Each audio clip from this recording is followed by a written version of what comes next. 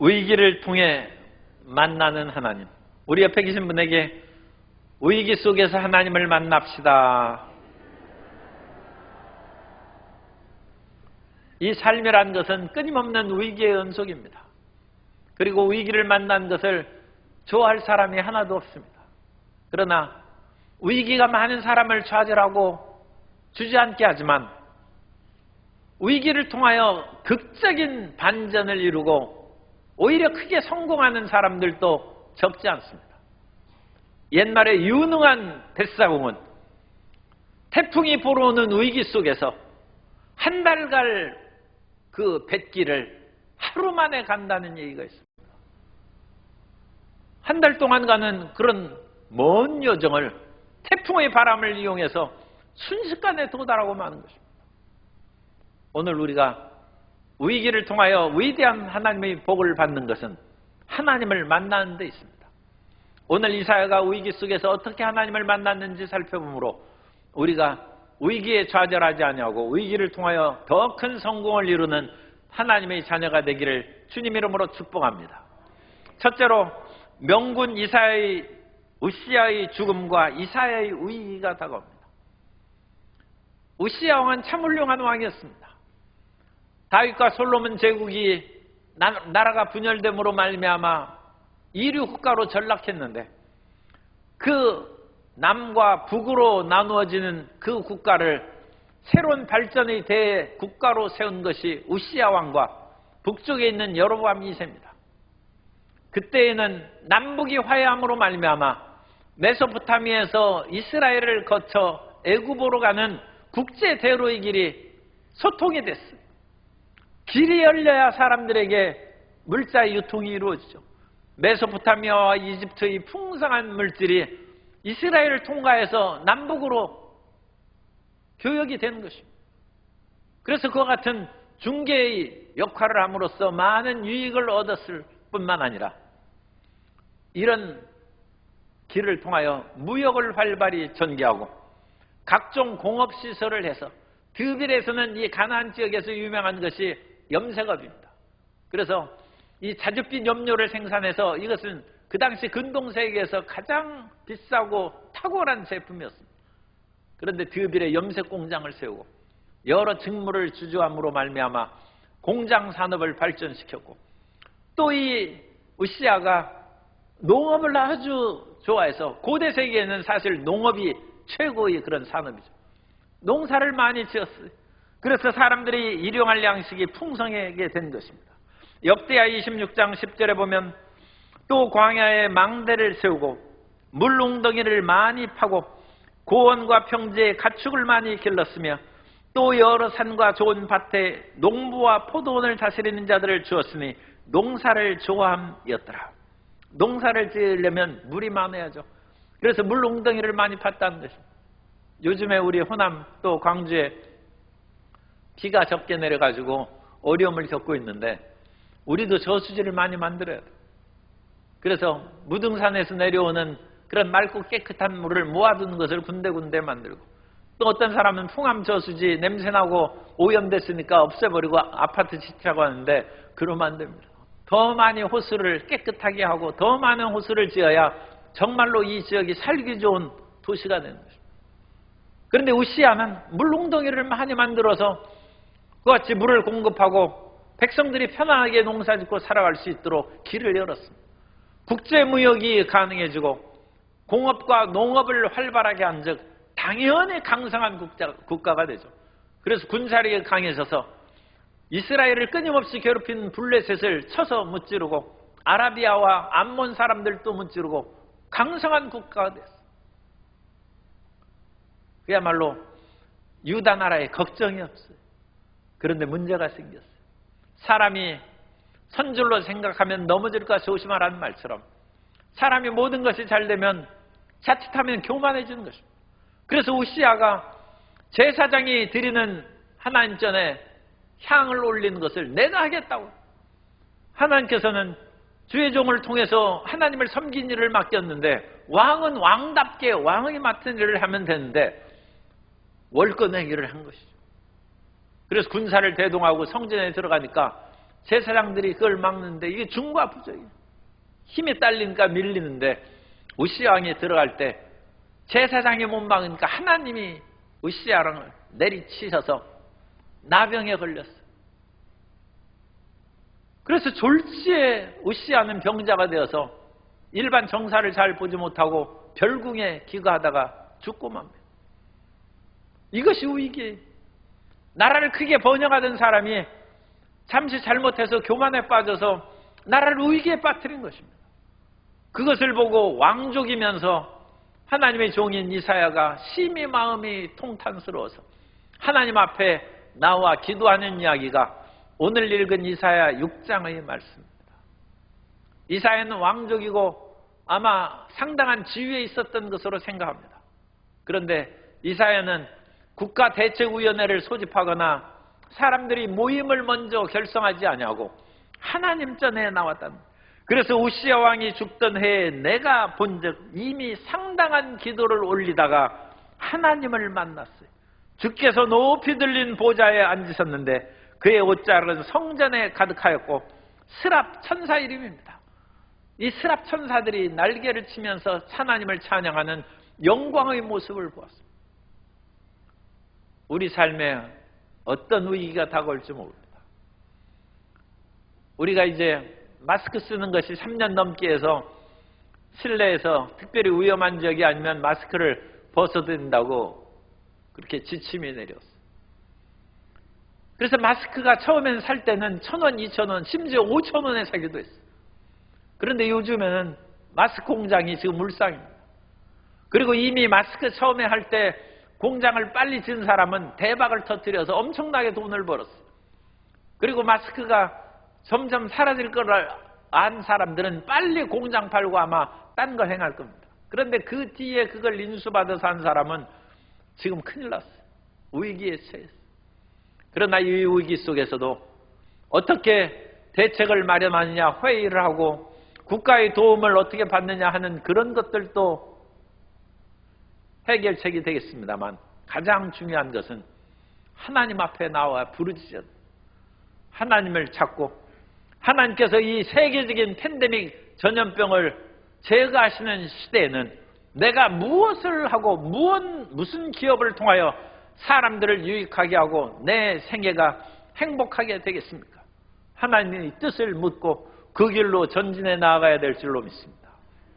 이사야가 이와 같이 위기 속에서 하나님을 만났다는 것입니다. 이처럼 우리는 위기 속에서 하나님을 찾아야 됩니다. 이 세상에서 위기가 다가오면 세상 밖으로 도망가려는 사람들이 있어요. 학교 생활이 어려우면 학교 안 가려는 그런 학생들도 있고 직장 생활이 힘들고 그러면 나 직장 그만둘래 하면서 그냥 사표를 써가지고 다니는 사람도 있어요. 이 세상에 사는 것이 힘들면 산속으로 사표 써가지고 내 산으로 들어간다는 거예요.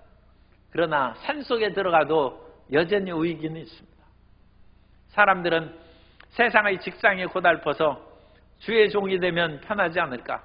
수도원에 들어가서 기도만 하고 살면 좋겠다는 그런 사람도 있는데 수도 생활을 한 베네딕토에 대해서 두 번째로 말씀을 드립니다. 두 번째는 위기를 극복한 베네딕토의 영성입니다.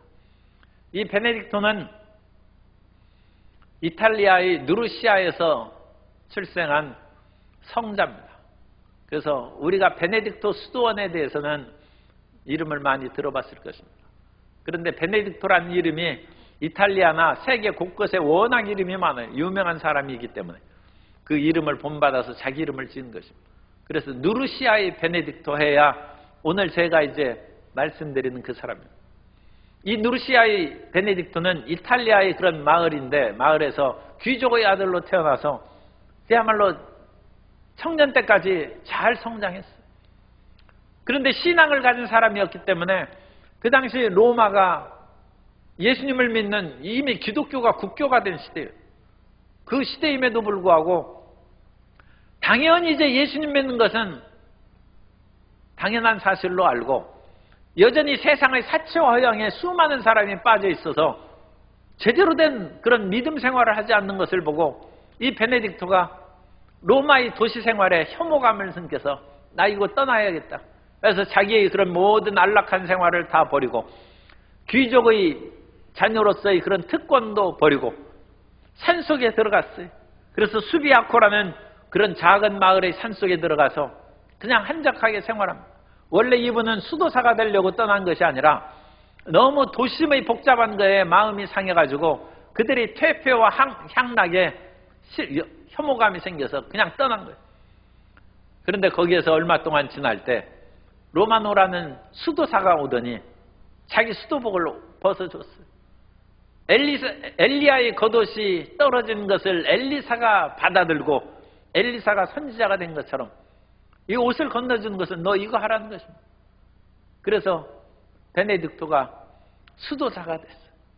그래서 수도 생활을 하면서 열심히 성경을 읽고 기도하면서 살아갔는데 베네딕토에서 위기가 다가왔어요. 베네딕토가 이 산속의 동굴에서 기도할 때 무슨 위기가 있겠어요? 물론 짐승이나 그런 위험도 있지만 먹을 것이 없어요. 자기가 산속에서 기도하는데 오늘처럼 이 휴대폰으로 하면 그 배달을 해주죠. 그런데 옛날 그 시대에 지금 1500년, 1500여 년 전의 사람인데 누가 배달을 해주겠어요? 그래서 부활절이 됐는데도 밥을 굶고 있는데 하나님께서 천사를 통해서 부활절 음식을 맛있게 먹으려고 하는 사람에게 알려줬어요. 나의 종 베네딕토는 지금 굶고 있는데 너 혼자 맛있는 거 먹느냐? 그 베네딕토가 어디 있습니까? 해서 찾아가가지고 베네딕토를 보니까 기운이 없어서 앉아있는데 음식을 먹으라고 하니까 나 지금 수련 중이기 때문에 못 먹습니다. 오늘은 부활절이니까 주님의 부활하심을 기뻐해서 마음껏 드십시오. 부활절인 줄도 모르고 산속에서 지내고 있어요. 그래서 음식을 하나님께서 공급해 줬어요. 그런데 어느 날은 또 열심히 기도하는데 자기가 로마에서 살 때 기가 막힌 아름다운 여인이 있었는데 자기도 마음에 좀 좋아를 했어요. 그런데 그 사람이 환상 가운데 나타나서 마귀가 유혹하는 것이 어찌나 아름다운 모습으로 자기를 애절하게 쳐다보는지 수도복을 벗어던지고 내가 그냥 다시 로마로 가고 싶어.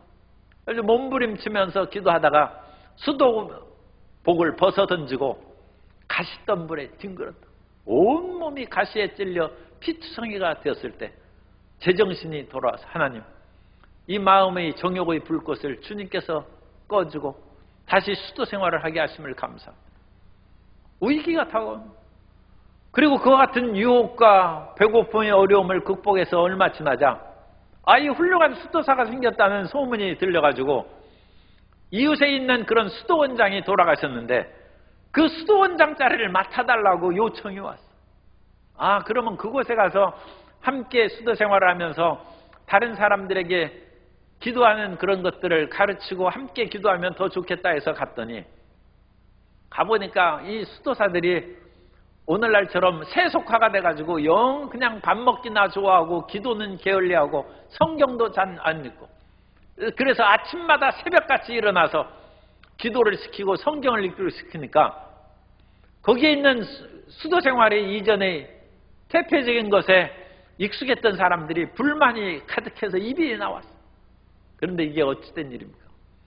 어느 날 아침에 식사하러 모아가지고 딱 그렇게 식사를 하는데 포도주를 앞에 이제 이탈리아는 그렇게 이제 그 음식이니까 우리가 생각하는 술이라고 생각할 필요는 없습니다.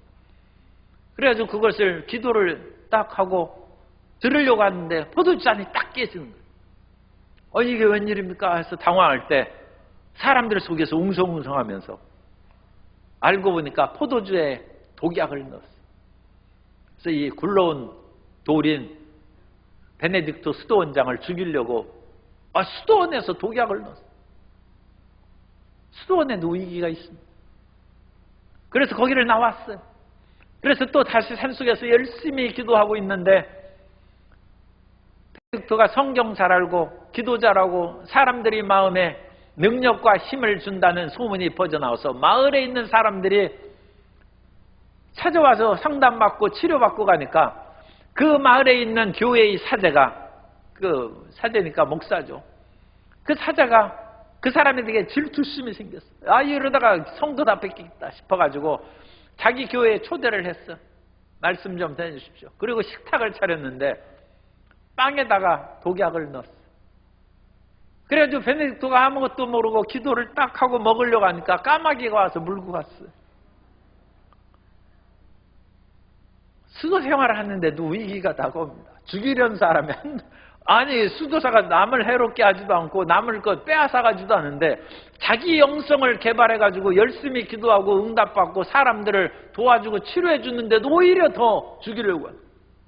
할 수 없이 이 베네딕토가 그곳을 나와서 자기 스스로 몬테 카시노에서 수도원을 만들었어요. 그래서 자기가 수도원을 개척한 거예요. 수도원을 만들고 거기에서 평생 동안 수도 기도하다가 이제 돌아가시는데 그 수도원의 생활의 모든 것들을 다 얘기하기는 어렵지 않습니다. 지금 그리고 그 수도원에서 생활하는 수도사의 규칙을 쓴 책이 베네딕토 규칙서인데 이것은 수도 생활을 하고 하나님을 향하여 자기를 쳐서 복종시키고 육체의 욕구를 이길 수 있는 아주 중요한 그런 지침서로 1000몇백 년 동안 그렇게 전해옵니다. 그런데 이 베네딕토 규칙서의 그 내용 가운데 우리가 한 가지를 우리가 살펴볼 필요가 있습니다. 그것은 우리가 어떻게 기도하느냐. 그래서 베네딕토는 하루에 4시간 성경을 읽고 6시간 노동을 하고 7차례 기도합니다. 4시간 성경 읽고 그리고 일해야 먹고 살죠. 6시간 노동하고 하루에 7번 기도해요. 그런데 성도 여러분 7번 기도하려면 무슨 기도를 7번 하겠어요? 똑같은 거 계속 7번 다음 날 또 7번 또 해야 돼. 7차례씩 기도합니다. 그래서 기도하는 방법을 우리에게 전해주는 것이 첫 번째는 기도하기에 앞서 성경 4시간 읽으라고 그랬죠. 성경을 읽는다. 성경을 읽는 것을 많이 읽은 사람은 훌륭한 그런 우인들의 그러니까 수도사라든지 신앙의 선배들의 책을 읽으라. 우리 교회에서는 하나님의 말씀으로 마음 건축하기, 그건 성경의 그것을 요약해서 만든 책이에요. 그건 제가 쓴 책이기 때문에 여러분들에게 권한 것이 아니라 그건 그 성경의 그 모든 것들을 정리한 책이므로 그것을 읽고 성경의 말씀을 우리가 주제별로 이해할 수 있습니다.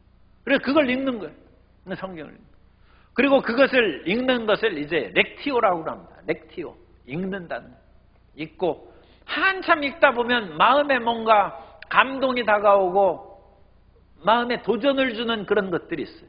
그러면 그 성경 읽기를 그때 멈추고 그 자기에게 깨달음과 뭔가 감동을 주는 말씀을 묵상하는 거예요. 메디아티오, 메디테이션이죠. 그것을 묵상하기 시작해요.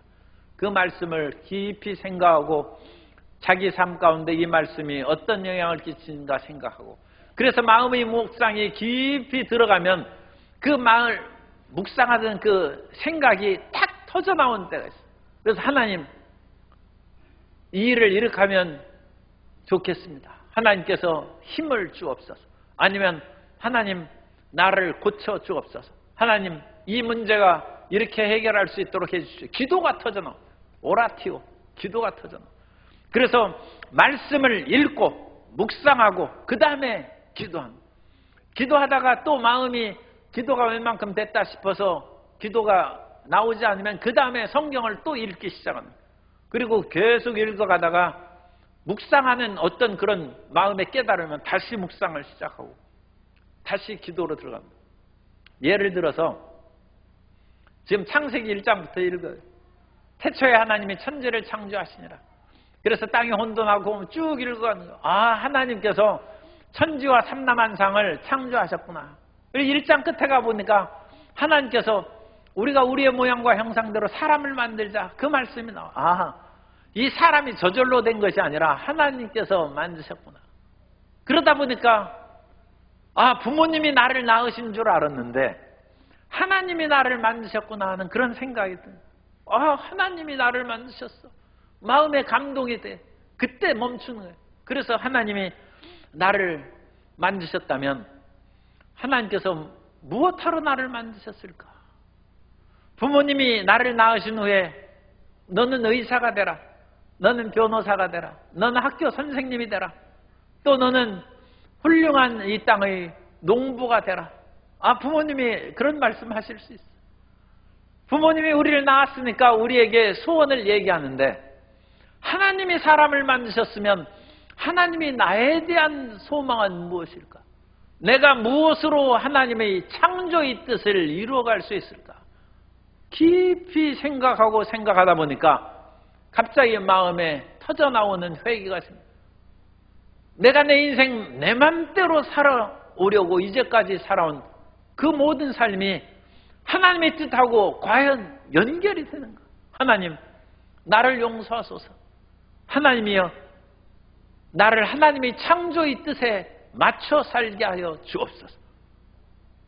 깊이 생각하는 속에 기도가 터져나옵니다. 이것이 기도라는 거예요. 이것이 하나님께서 원하시는 우리의 기도라는 거예요.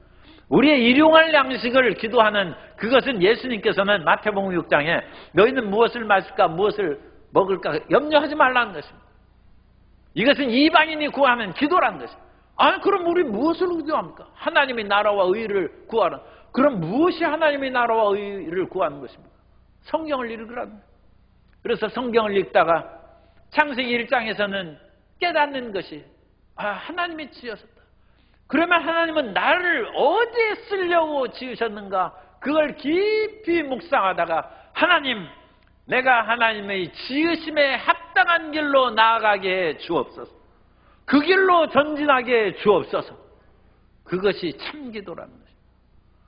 베네딕토의 기도에 대해서 우리는 이 세상에서 위기를 만나는데 그 위기를 만났을 때 발등에 불이 떠졌으니까 탄식하고 좌절하죠.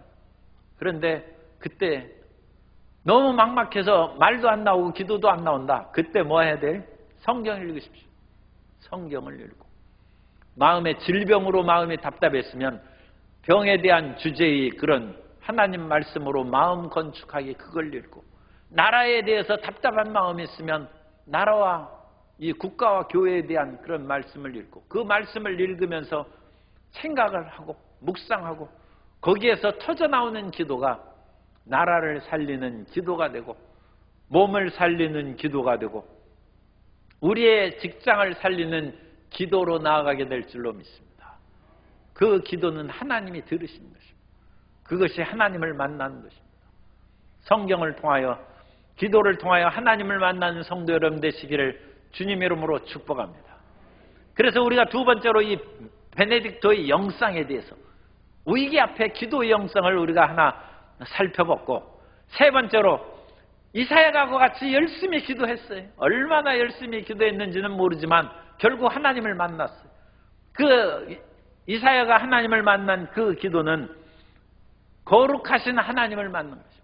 3절에 보면 서로 불러 이르되 거룩하다 거룩하다 거룩하다.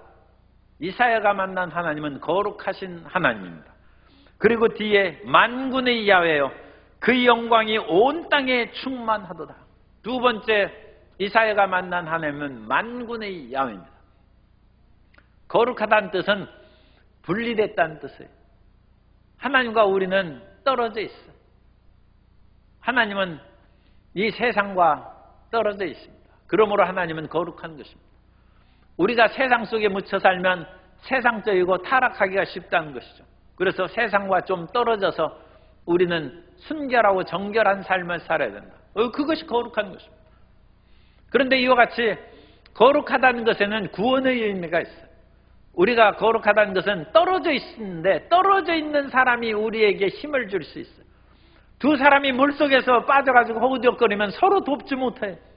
물론 한 사람이 수영을 아주 잘하고 그러면 모르는데 둘이 같이 위기 속에 똑같이 빠졌는데 그건 둘이 똑같이 수영 못하는 것이죠. 그때는 물 밖에 있는 사람이 밧줄을 던져줘야죠. 그래야 그거 건질 거 아닙니까? 세속의 안에서 허우적거리는 사람을 거룩하신 하나님이 건져주십니다. 우리는 이 세상을 살 때 너무 피곤하고 지쳤어요. 그러나 하나님께서는 거룩하신 하나님으로 피곤하지 아니하고 고단치 않으셔서 우리에게 새 힘을 주시는 하나님이십니다. 이사야 40장 28절 이하에 보면 너는 알지 못하였느냐? 듣지 못하였느냐? 영원하신 하나님 야훼, 땅끝까지 창조하신 이는 피곤하지 않으시며 곤비하지 않으시며 명철이 한이 없으시며 피곤한 자에게는 능력을 주시며 무능한 자에게는 힘을 더하시나니. 그래서 우리가 회사를 하는데 너무 지치고 아이디어도 없고 죽을 지경에 하나님이 능력을 주셔. 무능한 자에게 힘을 주셔. 공부할 때도 항상 책을 보면서 기도해야 돼. 하나님, 이 책이 이해되고 깨달아지고 내 마음 가운데 기억되게 하여 주옵소서. 그렇게 읽으면 책의 내용이 훤히 기억이 돼. 아무리 공부했는데도 시험 볼 때 그것이 머리가 백지가 되고 하얗면 그 시험 못 보죠. 그런데 평상시에는 생각 안 나는 것까지 머릿속에 훤히 떠오르요. 그 사람 시험 잘 보는 거죠. 하나님은 우리의 능력입니다. 따라서 하세요. 하나님은 우리의 능력이시고 우리의 힘이십니다. 우리의 지혜와 명철이십니다. 거룩하신 하나님은 이 세상에 속하지 않기 때문에 하늘의 지혜와 명철과 힘을 불어넣어 주십니다. 하나님께서는 우리 지금 생각하는 모든 것으로는 헤어날 길이 하나도 없어요. 그러나 하나님의 생각은 다릅니다. 하나님께서는 우리가 절망이라고 하는 그 자리에서 우리에게 또 다른 삶의 길을 열어주십니다. 이사야 55장 8절에 이는 내 생각이 너희 생각과 다르며 내 길은 너희의 길과 다름이니라. 야훼의 말씀이니라. 이는 하늘이 땅보다 높음같이 내 길은 너희의 길보다 높으며 내 생각은 너희의 생각보다 높음이니라. 하나님의 높으신 생각과 하나님의 길로 어려운 경제의 위기를 뚫고 막막한 사업의 길을 뚫고 나아가는 하나님의 자녀들 되시기를 주님 이름으로 축원합니다. 우리의 지혜와 능력의 힘은 하나님께 있습니다. 그 거룩하신 하나님을 이사야가 만났어요. 우시야가 죽던 위기에 이사야가 그 하나님을 만남으로 하나님께 나아가는 영적인 새로운 길이 이사야에게 열렸고 그 이사야는 하나님의 위대한 선지자로 오늘날까지 그 이름이 기억되게 된 것입니다. 그런데 이사야가 만난 또 하나님은 만군의 야훼. 이 만군의 야훼라는 이름은, 야훼는 여호와니까 우리가 압니다만 만군이라는 의미가 우리가 익숙하지 않죠. 그러니까 이 많은 많다는 뜻, 군은 군대라는 뜻이에요. 수많은 군대의 하나님이라. 우시야가 군사력이 강해가지고 블레셋과 아라비아와 마온 암몬 사람들을 물리치는 강성한 나라를 세웠어요.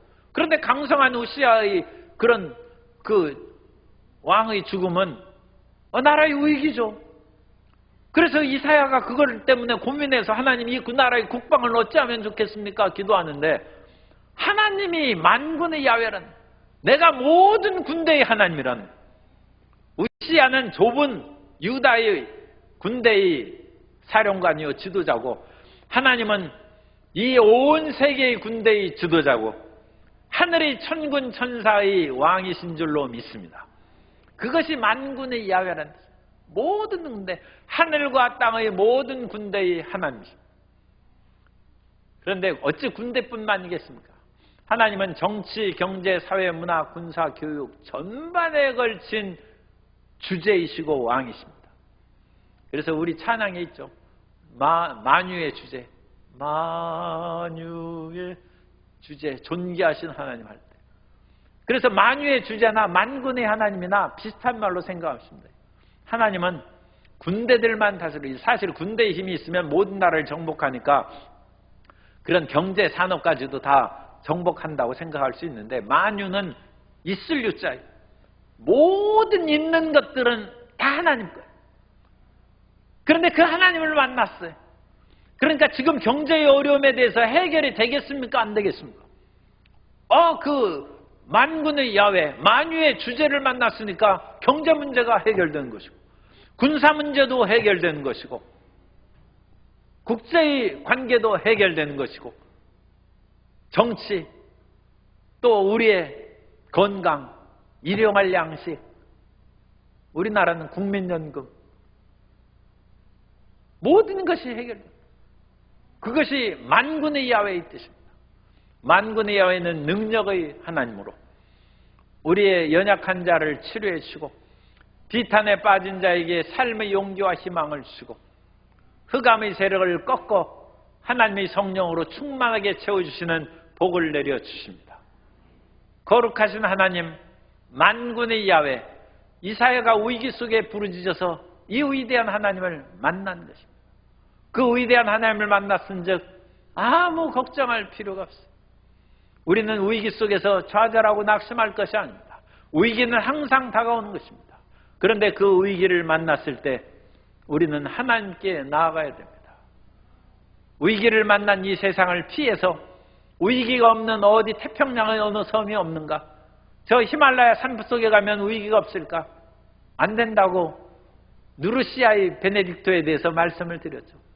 로마의 타락한 도시를 떠나서 한적한 곳으로 가야 하는데 거기서 기도하고 영성의 생활을 하면 할수록 독약을 먹여서 죽이기까지 하려고 하는 위기가 다가오는 것입니다. 어디서나 하나님을 의지해야 됩니다. 그 하나님을 의지하고 하나님의 도움을 받는 길은 기도하는 것입니다. 말씀을 읽으십시오.